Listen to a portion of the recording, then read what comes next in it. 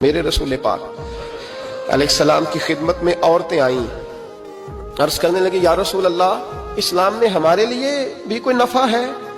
حضور نے فرمایا کیا ہوا؟ کہنے لگی حضور ہمیں تو نقصان ہی نقصان نظر آ رہا ہے اپنے حق میں۔ حضور بتلائیں اگر آپ کے دین میں کوئی خیر ہے تو ہم کلمہ پڑھیں فٹافٹ، باقی تو دنیا میں ہمیں اپنا نقصان ہی دکھائی دیتا ہے۔ یہ بھی امام طبرانی نے لکھا ہے۔ محبوب علیہ السلام نے فرمایا تم پہلے اپنی بات کرو، پوچھنا کیا چاہتی ہو؟ کہنے لگے یا رسول اللہ ایک تو ہم نے سنا ہے اسلام میں بھی ایک معاملہ یہ ہے کہ جن دنوں عورت ناپاک ہوتی ہے وہ نماز نہیں پڑھ سکتی، وہ روزہ نہیں رکھ سکتی۔ حضور یہ دینی نقصان ہوا، اور دو عورتوں کی گواہی ایک مرد کے برابر ہے۔ دنیا میں بھی ہمارا وہ کردار نہ ہوا جو کہ مردوں کا ہے، تو حضور ہماری دنیا میں بھی نقصان ہے، دین میں بھی نقصان ہے۔ یا رسول اللہ یا رسول اللہ یا رسول اللہ صلی اللہ علیہ وسلم۔ آقا پھر تو یہ ہوا کہ ہفتے مہینے کے بہت سارے دن عورت ویسے ناپاک رہی، دین سے دور رہی، اور اگر وہ قومی معاملات میں کوئی کردار ادا کرنا چاہے پھر بھی اس کی گواہی دو عورتوں کی ایک مرد کے برابر، تو حضور دنیا کا بھی نقصان دین کا بھی۔ میرے کریم نے فرمایا بیٹھ جاؤ بیٹھ جاؤ۔ عورتیں بیٹھ گئیں تو محبوب فرمانے لگے تمہیں پتہ ہے جب کسی کے گھر میں بیٹی پیدا ہوتی ہے حضور کیا ہوتا ہے؟ فرمایا میرا مالک دو فرشتے بھیجتا ہے۔ فرمایا وہ آ کے گھر والوں کو سلام کہتے ہیں، جنوں اور انسانوں کے علاوہ ساری دنیا ان کے سلام کو سنتی ہے۔ فرمایا پھر وہ فرشتے اپنے پروں سے اس بیٹی کو ڈھانپ لیتے ہیں اور پھر اس کے سر پر پر پھیرتے ہیں، اور فرمایا پھر وہ ان کے باپ کو کہتے ہیں ان کی صحیح طرح پرورش کرنا، پھر ان کے ذمہ داروں کو کہتے ہیں، ان کے خاندان کے بڑوں کو کہتے ہیں صحیح طرح پالنا۔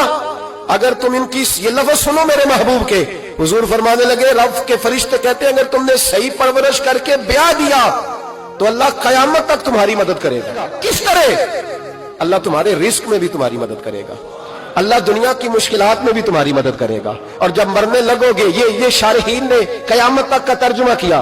شارحین فرمانے لگے گویا حضور فرما رہے ہیں جب تم مرنے لگو گے بیٹی کی پرورش کرنے والوں تو رب کریم تمہیں کلمہ یاد کرا کے تمہاری مدد کرے گا، اور نکیرین کے سوالات قبر میں آسان کر کے تمہاری مدد کرے گا، اور قبر میں جنت کی کھڑکی کھول کے تمہاری مدد کرے گا۔ میزان عمل پر تمہارے عملوں کا وزن زیادہ کرا کے اللہ تمہاری مدد کرے گا۔ پل صراط پہ تمہیں آسانی سے گزار کے تمہاری مدد کرے گا۔ میزان عمل پر اپنے محبوب کے ید اللہ والے ہاتھوں سے تمہیں جام پلا کے اللہ تمہاری مدد کرے گا، اور فرمایا تمہیں دوزخ سے بچا کے جنت میں ڈال کے رب تمہاری مدد فرمائے گا۔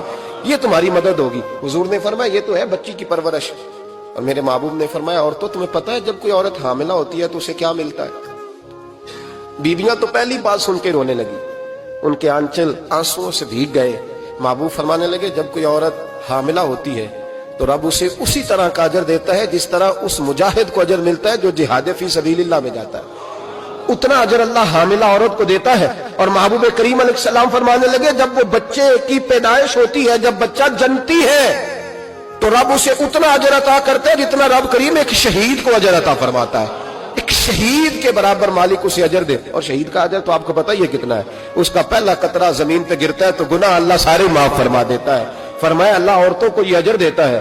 میرے محبوب فرمانے لگے شرط صرف اتنی ہے کہ اپنے خاوند کی فرما بردار رہنا، اور فرمایا اس کے بعد جب وہ بچہ پالتی ہے رات کو اٹھ کے اسے دودھ دیتی ہے، اور اگر بولو براز کرے تو رات کو اٹھ کر اس کی صفائی کرتی ہے۔ فرمایا جو بیوی اپنے بچوں کی خاطر رات بیدار رہے گی رب کریم اسے اتنا ہی اجر دے گا جتنا رات کو اٹھ کے نفل پڑھنے والے کو اجر عطا فرمائے۔